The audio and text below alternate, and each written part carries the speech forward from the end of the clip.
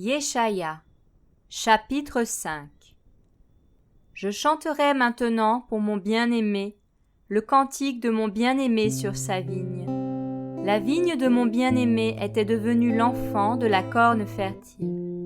Il l'environna d'une haie, en ôta les pierres, et y planta des vignes de choix. Il bâtit une tour au milieu d'elle, et il y creusa aussi une cuve. Puis il espéra qu'elle produirait des raisins, mais elle a produit des grappes sauvages. Maintenant, habitants de Jérusalem et hommes de Yehuda, jugez, je vous prie, entre moi et ma vigne. Qu'y avait-il encore à faire à ma vigne que je ne lui ai fait? Pourquoi, quand j'ai espéré qu'elle produirait des raisins, a-t-elle produit des grappes sauvages? Maintenant, je vous dirai ce que je vais faire à ma vigne.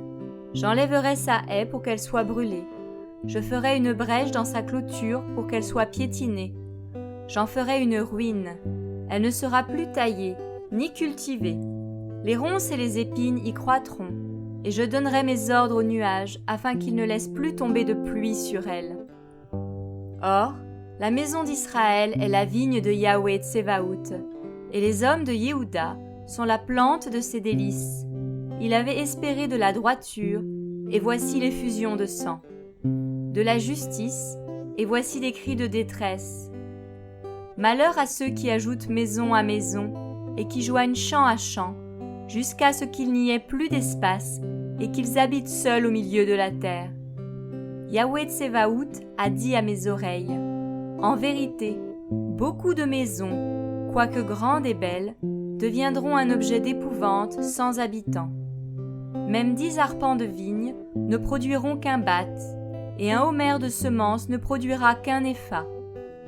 Malheur à ceux qui se lèvent de bon matin pour poursuivre les boissons fortes, qui s'attardent au crépuscule, enflammés par le vin.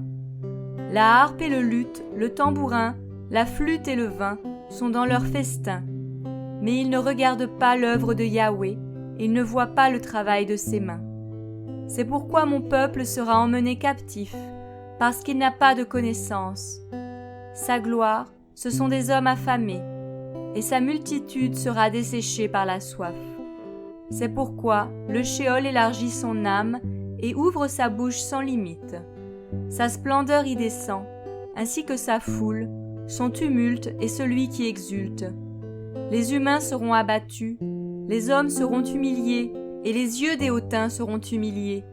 Et Yahweh Tsevaout sera élevé par le jugement, et le El Saint sera sanctifié par la justice.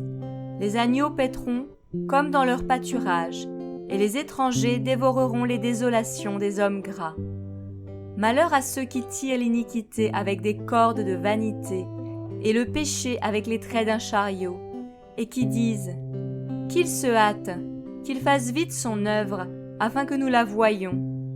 Que le conseil du Saint d'Israël s'avance et vienne, afin que nous le connaissions. Malheur à ceux qui disent que le mal est bien et que le bien est mal, qui font de la ténèbre une lumière et de la lumière une ténèbre, qui font de l'amertume une douceur et de la douceur une amertume.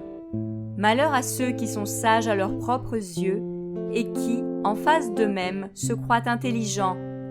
Malheur à ceux qui sont forts pour boire le vin et vaillants pour mêler des boissons fortes, qui justifient le méchant pour des pots de vin et qui détournent les justes de la justice. C'est pourquoi, comme une langue de feu dévore le chaume et que l'herbe sèche tombe dans la flamme, leur racine sera comme la pourriture et leur fleur sera détruite comme la poussière, parce qu'ils ont rejeté la Torah de Yahweh Tsevaout et ils ont méprisé la parole du Saint d'Israël. C'est pourquoi la colère de Yahweh s'enflamme contre son peuple. Il étend sa main sur lui et il le frappe. Les montagnes tremblent, et leurs cadavres ont été mis en pièces au milieu des rues. Malgré tout cela, sa colère ne se détourne pas, mais sa main est encore étendue. Il élève une bannière pour les nations éloignées. Il les siffle des extrémités de la terre. Les voici qui se hâtent et arrivent très vite.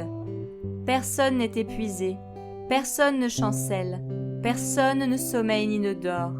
La ceinture de leurs reins ne sera pas déliée, et la courroie de leurs sandales ne sera pas rompue. Leurs flèches sont aiguisées, et tous leurs arcs tendus.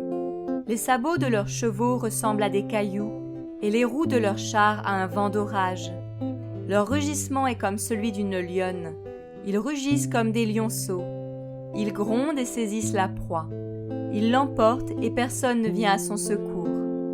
En ce jour-là, on mènera un bruit sur lui, semblable au mugissement de la mer.